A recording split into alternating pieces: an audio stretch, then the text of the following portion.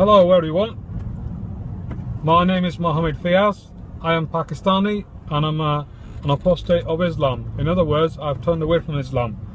I spoke at the last Pegida peaceful protest. The next one is at April the 2nd, same place, Birmingham, and I'd like you to come along. It's no good sitting at home watching the TV or the clips on the YouTube and saying, yeah, go for it Tommy, we agree with you, and yet you do nothing. We want your feet on the ground there.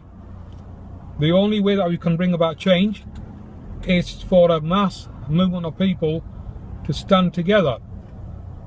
I am not against the people themselves, the Islamic community. I speak against the ideology that threatens freedom of speech and our democracy. An ideology that intimidates, attacks, or even kills those who leave Islam, such as myself. As I spoke in my last Pegida event, a friend of mine was brutally attacked, smashed knee and a smashed hand, almost killed because he rejected Islam. I have spoken to a GP on Twitter who tells me that he wanted to be there, but he was afraid to lose his job. Instead, he went over to France and played a part in that protest, which was obviously outlawed and banned. There are many who are on the fence. I've spoken to Indians, Sikhs, who also want to come. Now they saw me there, they are more inclined to come, encouraged to come. This is not a far-right group, this is not a racist group. Tommy is a personal friend of mine and has paid a heavy price and has been labelled a far-right and a racist by the media. Somewhere, someone has an agenda, and that agenda is to stop a mass movement of people joining this group.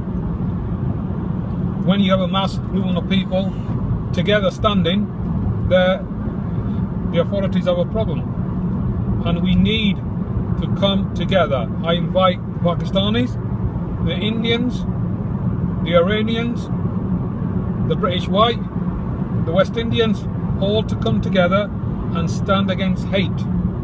The hateful ideology of Islam that threatens everyone. And I ask you to please come along on April the 2nd and join us. You cannot change things by sitting there at home and just agreeing with Tommy or myself. You need to show your presence. As soon as we can get more faces on there from the ethnic communities, the better. I am sticking my neck up for Pegida, and I'm determined to stand up for the rights of the white people. When the Pakistanis want to preserve their culture, that's fine. When the Indians want to preserve their culture, that's fine.